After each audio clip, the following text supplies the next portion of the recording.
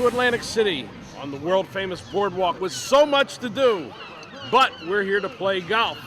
How am I going to get to the golf course? Golf cart!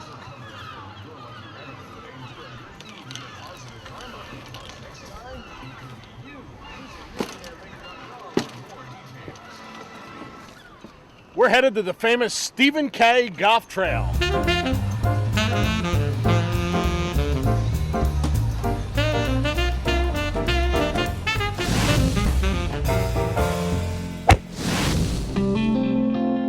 American owned, family operated, 5 generations, fiercely focused on one thing: putting the best beer on the bar. Yuengling, America's oldest brewery.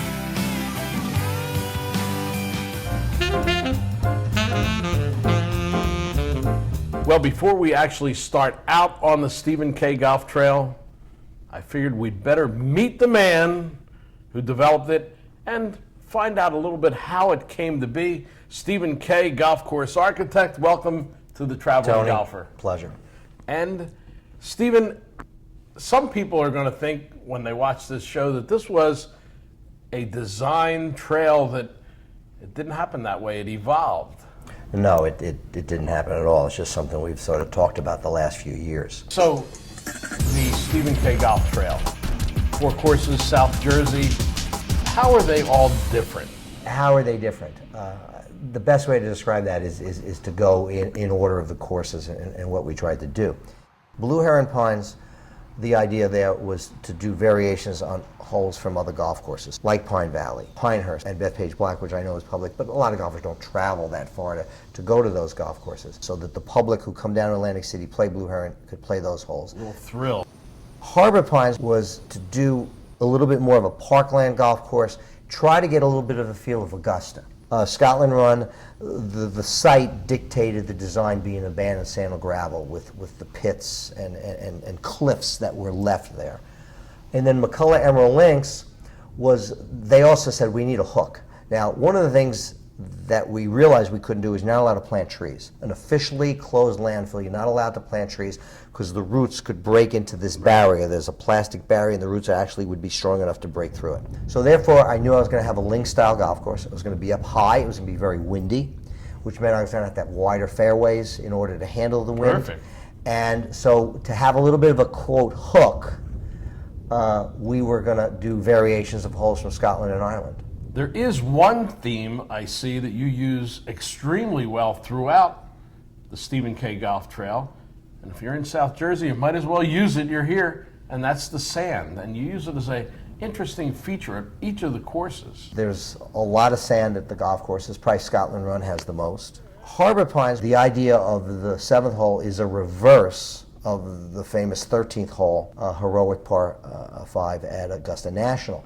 But instead of it being a creek in front of the green, we did it with sand. And I try to trick the golfers by, it's grass down so you don't see the sand from your tee shot, and the first time you play it, you see a walking bridge. And we actually have a sloped walking bridge. So it's not a creek, it's a sand creek. It's a sand, sand I river? like that. A river of sand river, I never heard of Okay. that. I like that, Sand River. Cool.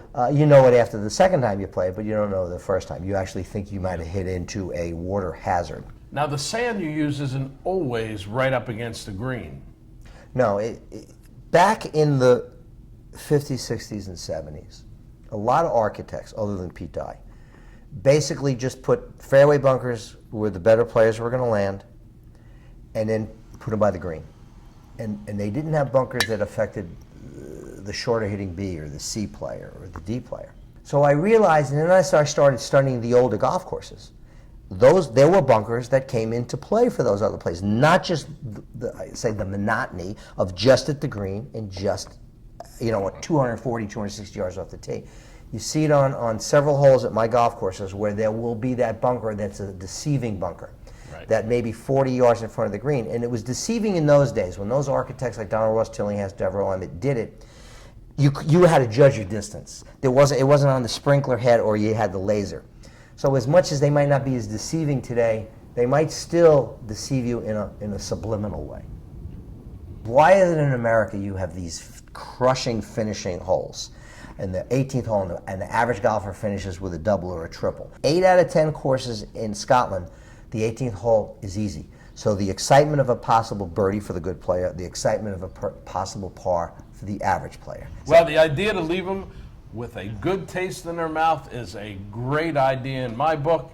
And folks, play the Stephen K. Golf Trail. You'll finish it with a good taste in your mouth, too.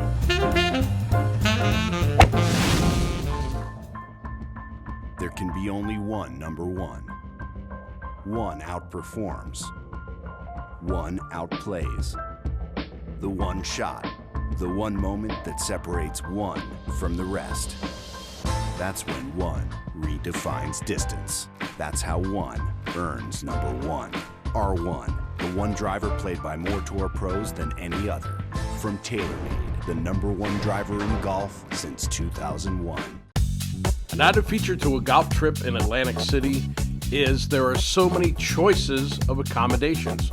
All of the casinos have terrific hotels, but there are other choices like the Sheraton Atlantic City, right next to the outlets, right down the street from the boardwalk, and it has so much history. The history of Miss America is here.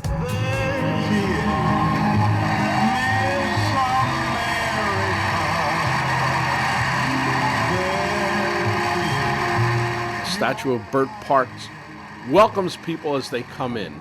It's a wonderful place and it has a great location. And it puts you so close to all of the great nightlife and other features in Atlantic City. Yes, there's gambling. Yes, there's entertainment. Yes, there's the famous beach and the boardwalk. But there's also a great dining scene. Everything from subs to high-end dining. And also, it can take you around to all the other attractions. So much to see, the fishing, the boating, even Lucy the elephant. Great hole here. Number 11, Blue Heron Pines, and a couple of pretty good NFL quarterbacks too, Ron Jaworski and Joe Pisarcik. Joe Pisarcik and I played football together for a lot of years. Now we play golf together.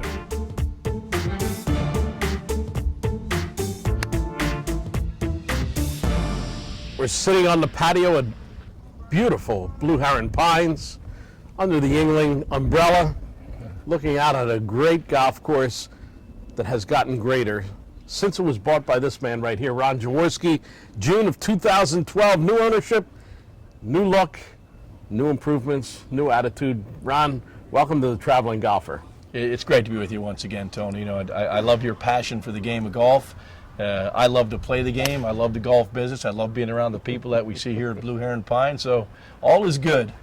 I was involved with this course from the very beginning when Stephen K. designed it, and have seen the evolution over the years, but I really like some of the changes and improvements you've made in only just a short amount of time. Tell me the thinking when you came in here. Well, when we purchased here in June of 2012, one of my first conversations was with Stephen K. You know, he designed this golf course, he built the golf course, and I really wanted to bring it back to its original state. And as you know, Tony, Golf World has ranked this golf course number 34 in the country of public golf course. And this golf course is designed for all levels of play. You could be a 30 handicapper, come here and have fun. Absolutely. And you could be a scratch golfer and go back to the tips and have your game tested. Absolutely. And that's how Stephen designed the golf course. And you take number 11, it's a replica of Pine Valley. Number 12 was a replica of Pinehurst number 2. Hell's Half Acre, replica of another Pine Valley hole. So you can see the kind of the cool stuff that he did to make the golf course unique and different. And the nice thing is there aren't any real parallel holes here. So every hole is unique by itself. It stands alone, and it feels like, you know, there's no one on the golf course with you. You know, the Atlantic City area, southern New Jersey, is very rich in history and tradition of golf. And it's really not just about Blue Heron Pines. I mean, I'm very happy to be the owner down here, but we also have other great golf courses. They send players to us. We send players to them. And it really is a cumulative effort of everyone to drive the game of golf and make the game more friendly so we all can flourish in the business. Well, folks, come to Blue Heron Pines. play a little golf with Ron Jaworski, head out on the Stephen K. Golf Trail, and you will not be sorry. And you're around for a game anytime there's somebody. You comes got in, that man. right. Let's go, Tony. We're sitting among the pine trees and the gentle breezes here at Harbor Pines Golf Club in Egg Harbor Township with General Manager Bob Ewing. Tony, always a pleasure to see you. Great to have you here at Harbor Pines once again. When Stephen built this, I know that there was a special mood that they wanted to create at this, not just golf course, but this club in this community. Tell us about that. Sure, as Stephen's vision was a Parkland-style golf course here, but still showing that beach community theme here, and we really liken it a lot to the South Carolina area and the Myrtle Beach area and a typical course to that area. And a golfer will come out here and see a very tree-lined, discreet place to play, but still you have the shore influence here down at Harbor Pines. The course is very playable for a golf outing.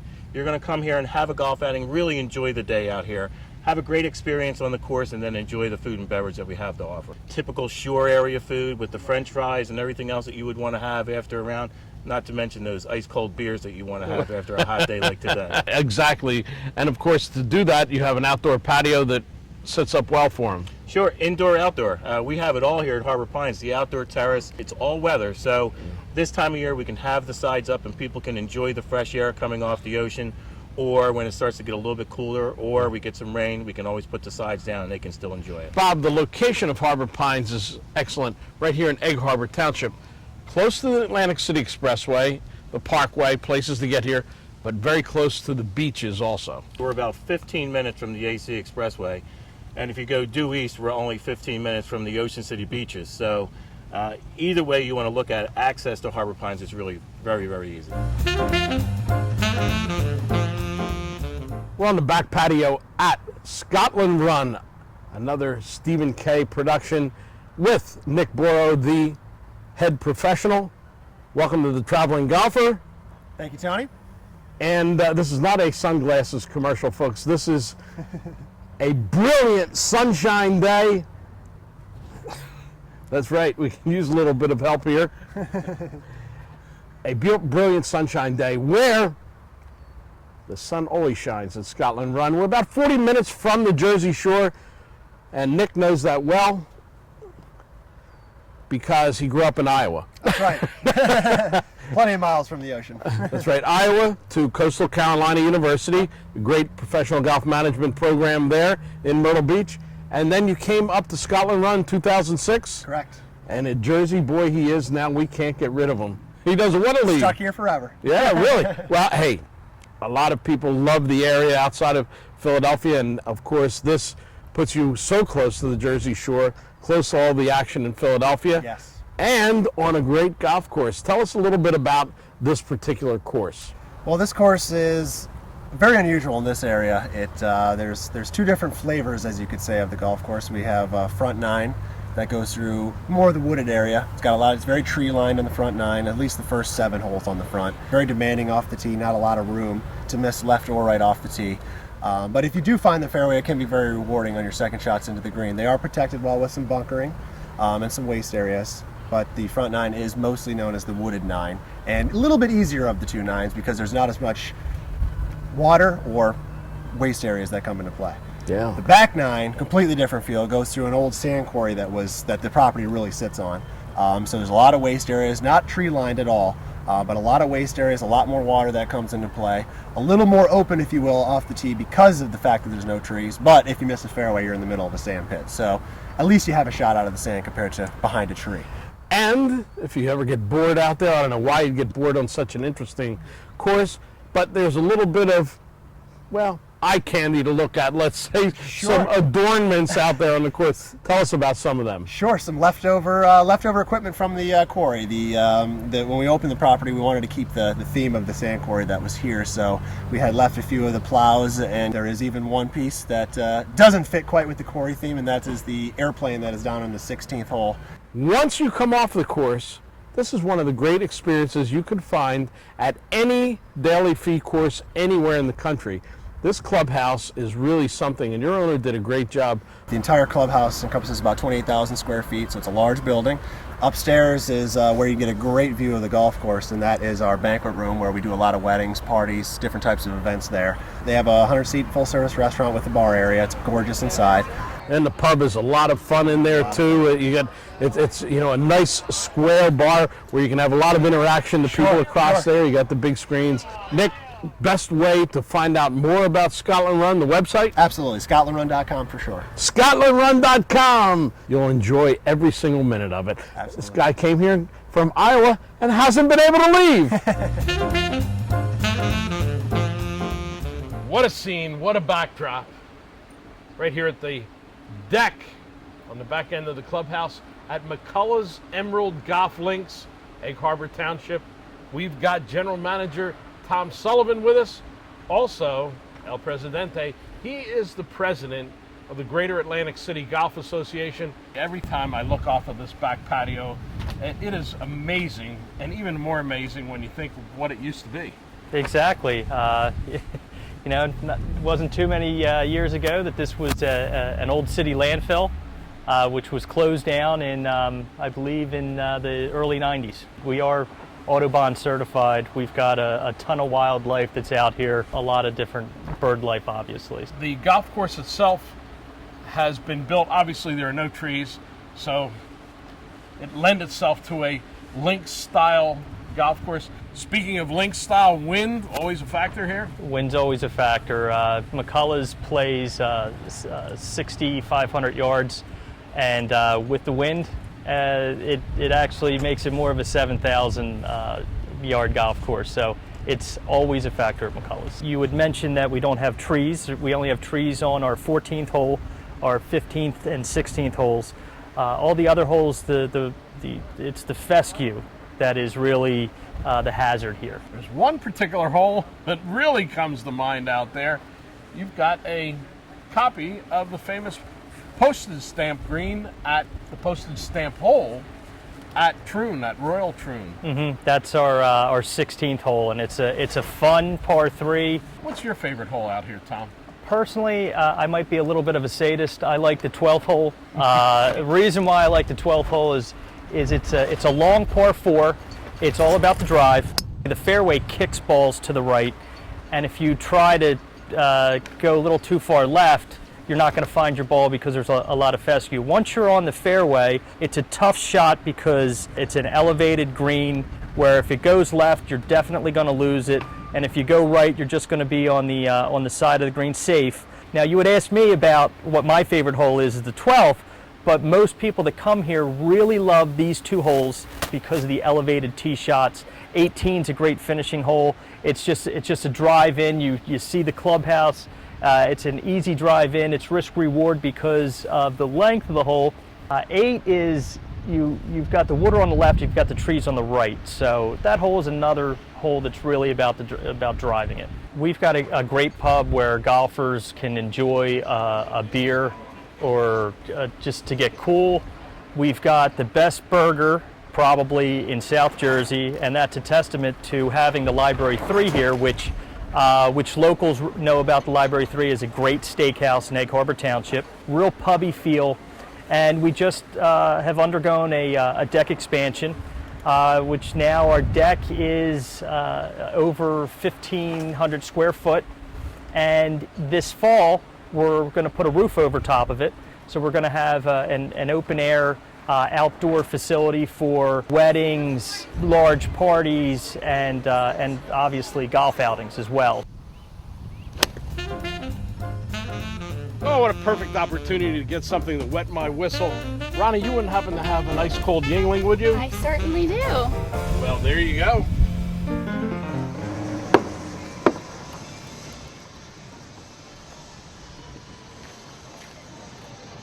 After playing golf all over the Atlantic City area, the one thing we now know, Atlantic City Golf is your best bet.